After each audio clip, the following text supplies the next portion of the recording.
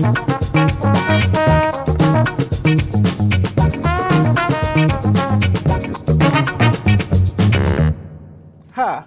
my name is Antonio Newton, your local realtor with the Newton Group at Coldwell Banker.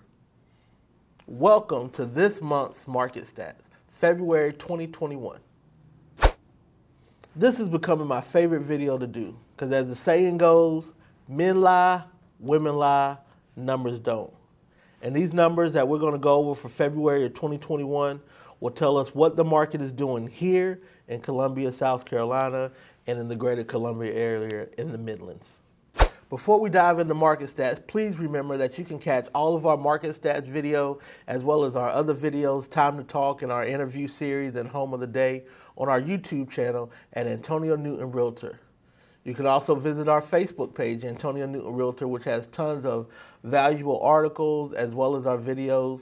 And don't forget to like, share, comment, and click that bell and subscribe so that way you get notified of all the videos once we release it.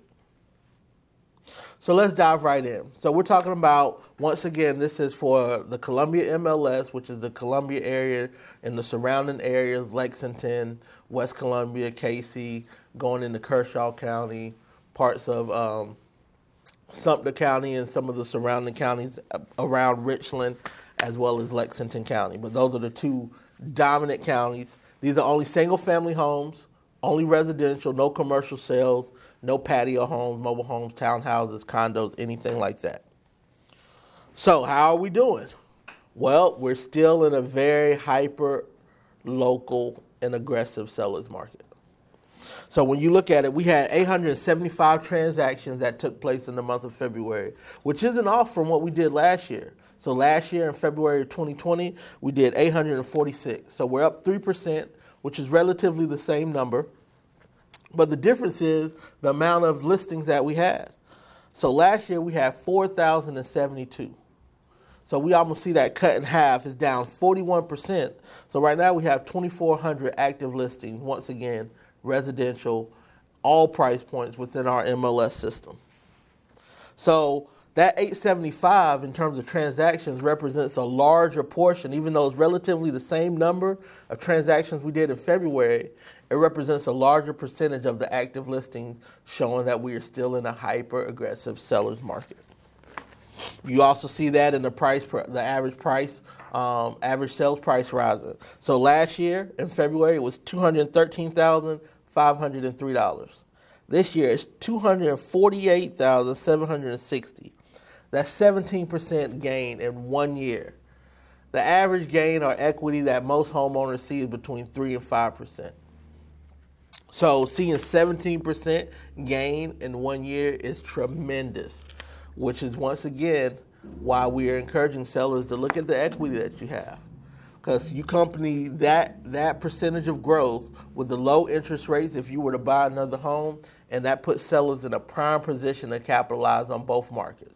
The low interest rates for the home that they're purchasing, as well as being able to maximize their profits from the home that they currently have. And then when you look at the days on the market, well, compared to January, we're still at 38 days on the market. Now, once again, if the average sales time or from contract to close, let's say the average time is 30 days for most finance transactions, 30 to 45 days. If a property is selling in 38 days, that means it's almost being sold immediately. So from contract to close is 30 days, and the average days on the market is 38 days. So most properties are being sold within days, if not even hours. And then you compare that to what it was doing last year. Last year, February 2020, the average days on the market was 63. So that's almost double. Right now it's 38. Last year it was 63. And then you look at the sales price, list price to sales price ratio.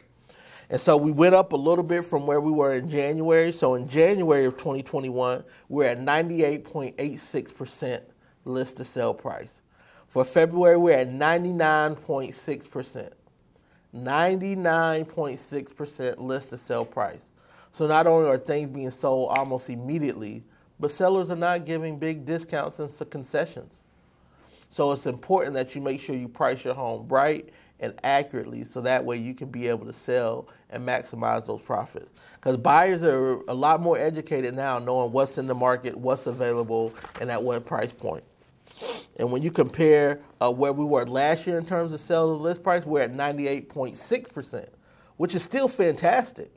But of course, remember, we were closing, the average days last year was 63.